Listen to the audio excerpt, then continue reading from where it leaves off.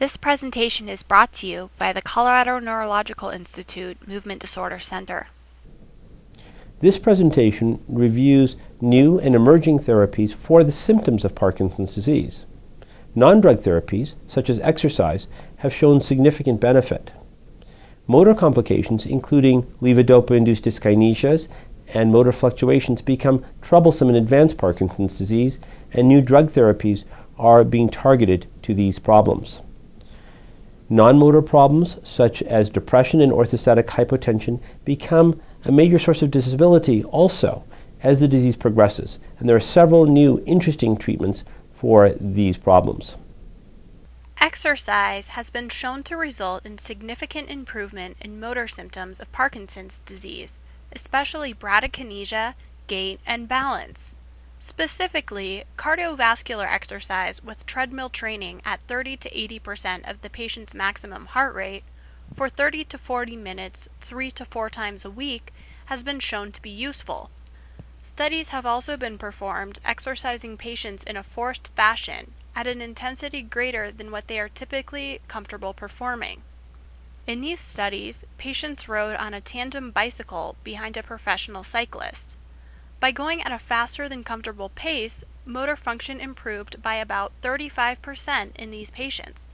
Functional MRI studies evaluating brain function showed increased cortical activation in this group of patients.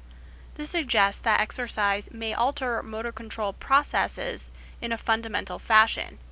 There has also been a randomized control trial of Tai Chi, which demonstrated that this alternative therapy may improve balance. There is hope that cardiovascular exercise may result in the release of growth factors in the brain for dopamine neurons, and this may actually slow the progression of Parkinson's disease. In animal models of Parkinson's disease, some studies have shown that exercise in rats reduces dopamine loss. Levodopa is the gold standard and most effective treatment for motor symptoms in Parkinson's disease. However, patients with advanced Parkinson's disease commonly develop motor fluctuations or wearing off of the effect of individual doses of levodopa. IPX066 is a long-acting formulation of levodopa-carbidopa, which has been shown to improve motor fluctuations and increase on time with need for less frequent dosing. This is currently undergoing evaluation by the FDA, and it is expected that this may be approved in the United States in late 2013.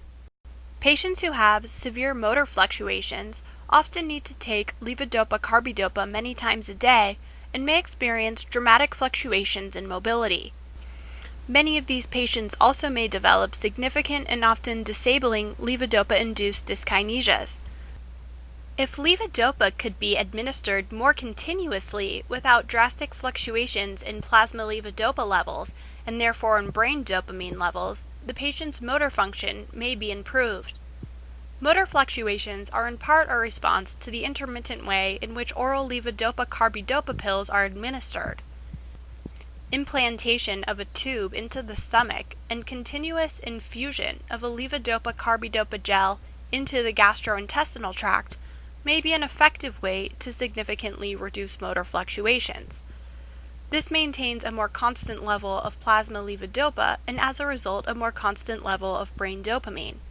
This therapy has been approved for treatment of patients with advanced Parkinson's disease in Europe and is currently undergoing evaluation by the FDA for approval in the United States.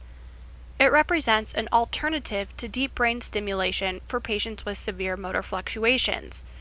It may also be a good alternative for such patients who are unable to undergo deep brain stimulation because of cognitive impairment. Levodopa-induced dyskinesias may cause significant disability and reduce the utility of levodopa. The development of dyskinesias is in fact a major reason patients undergo deep brain stimulation. The only medication shown to significantly reduce dyskinesias is amantadine, but amantadine may be ineffective or poorly tolerated in some patients. There are several new drugs currently undergoing studies to reduce dyskinesias. The most promising antidyskinetic drugs are mavoglurant and dipraglurant, which block specific glutamate receptors. Other drugs, such as fipamezole, which is an adrenergic antagonist, and NP002, which is a nicotine agonist, have also had positive effects in phase 2 clinical trials. The development of useful antidyskinetic agents may allow higher doses of levodopa to be used without dyskinesias. As a result, patients' motor fluctuations may also be reduced. Adenosine receptor antagonists are the farthest along in clinical trials for patients with both early and advanced Parkinson's disease.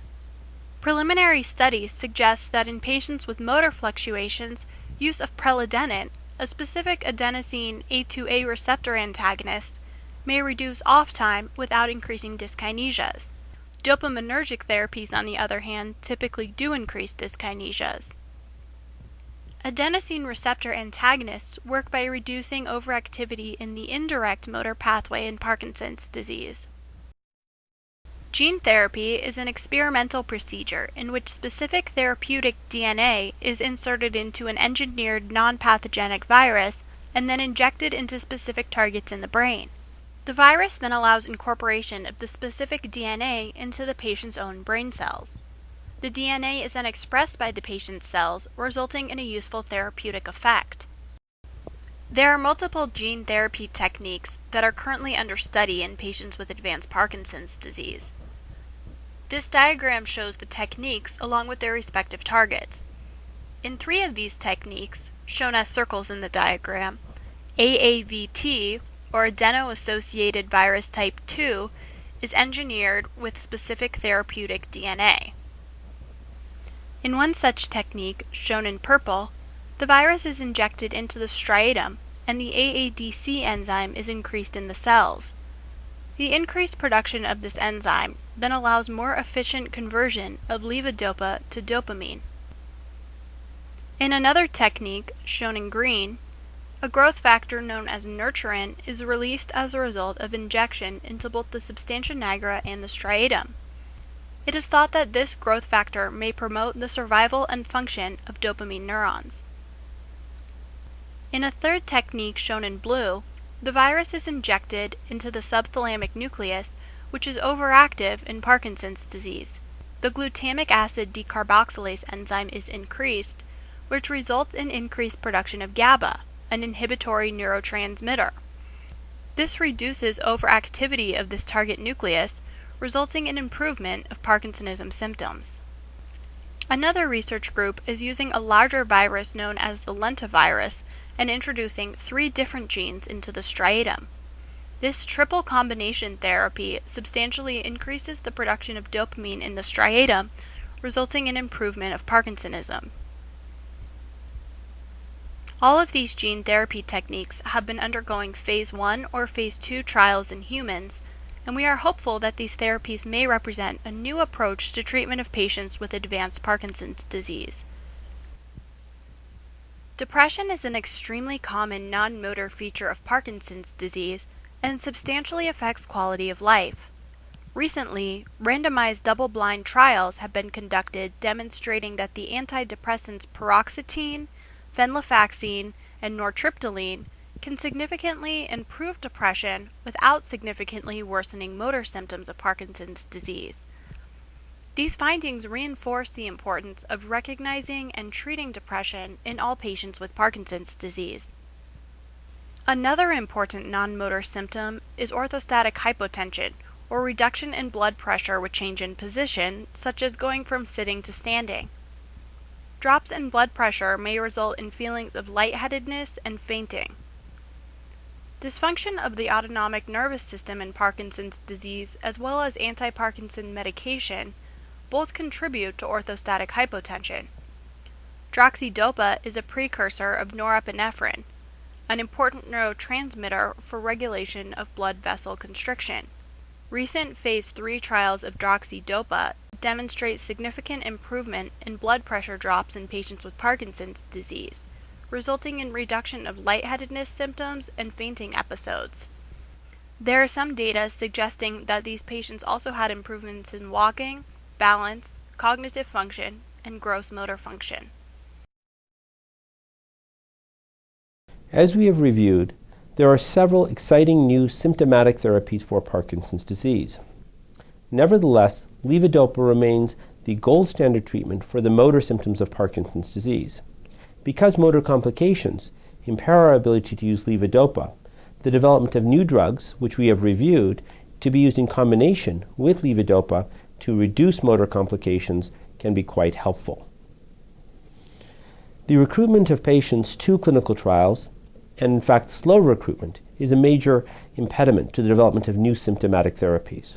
Using websites such as clinicaltrials.gov or the Fox Trial Finder can help match patients who wish to participate in clinical trials with clinical researchers. If you wish to participate in clinical trials for Parkinson's disease or just want to learn more about Parkinson's disease research, please visit our website.